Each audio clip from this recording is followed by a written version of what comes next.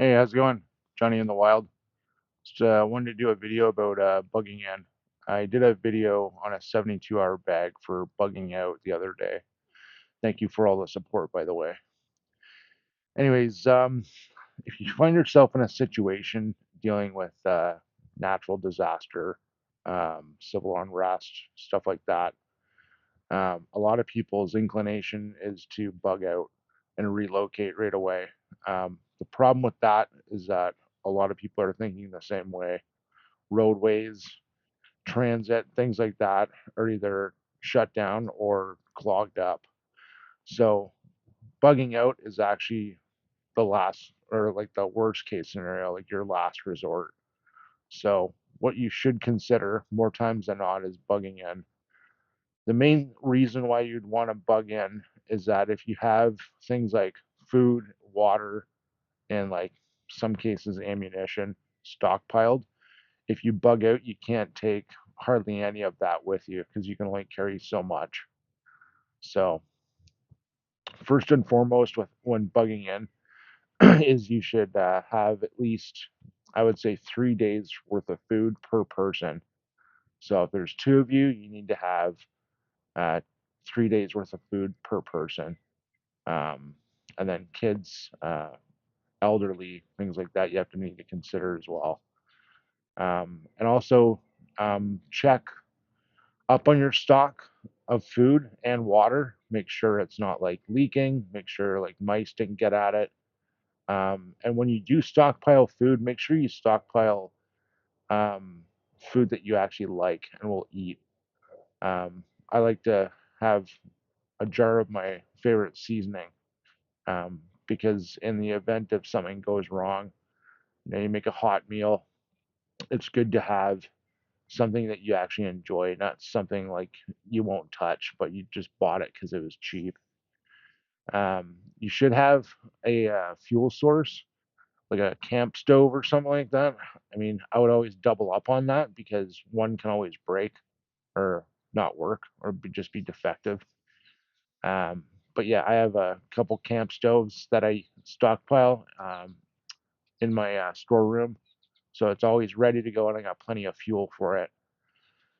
The other thing you'd want to do, aside from food and water, is have a power source, whether it be like a gas generator or like a solar generator. Both are great options. Just keep in mind that if it's not a good situation, like if there's civil unrest, if you're running a gas generator, that's going to attract a lot of attention. So something like a solar generator doesn't really make any noise. And there's pros and cons to both. Um, Also, when you're bugging in, you should consider how you're going to spend your downtime. So please don't overlook entertainment. Um, During COVID, a lot of people discovered how important it is to have like the odd board game to pass the time and have a good laugh. So that's very important to have because you're not always going to be like checking your food, doing this, doing that.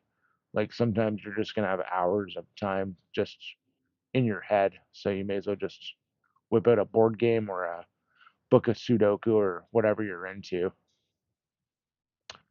Also, exercise is very important as well.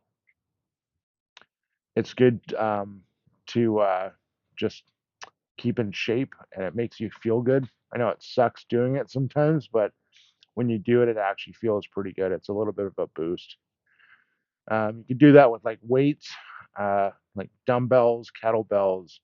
You can even have like a bike or like a Peloton or something like that. But I would recommend you have something that is not reliant on electricity, just in case the grid goes down or power goes out or whatever.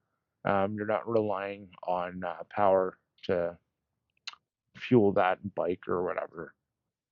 Um, and then another thing, it's it's obviously depends on your location, like geographic location, whether you're in like the country or the city. But if you're in the country or you have like a land around you with like animals that you could potentially hunt, it would be beneficial to have, at the very least, a pellet gun to take out a rabbit or squirrel. And then there you go, like a couple squirrels or a rabbit, there's a meal right there, and you didn't have to dip into your stores. So if you do go that route, which is kind of extreme, definitely consider learning how to process the animal um, efficiently and safely. May not be exactly legal to do that, but if shit hit the fan, then like really, who cares? You gotta like stay alive, right? So another thing I forgot to mention was as far as water goes, it's handy to have a water filter handy as like something to potentially use. I keep jugs of water, like gallons and gallons of water, so I don't have to worry about that. But if it ran like maybe like a week or past a week, I would have to start filtering water. So just keep that in mind. Anyways, sorry for all the coughing. Just got a dry throat. Thanks for stopping by. Take care. Stay safe.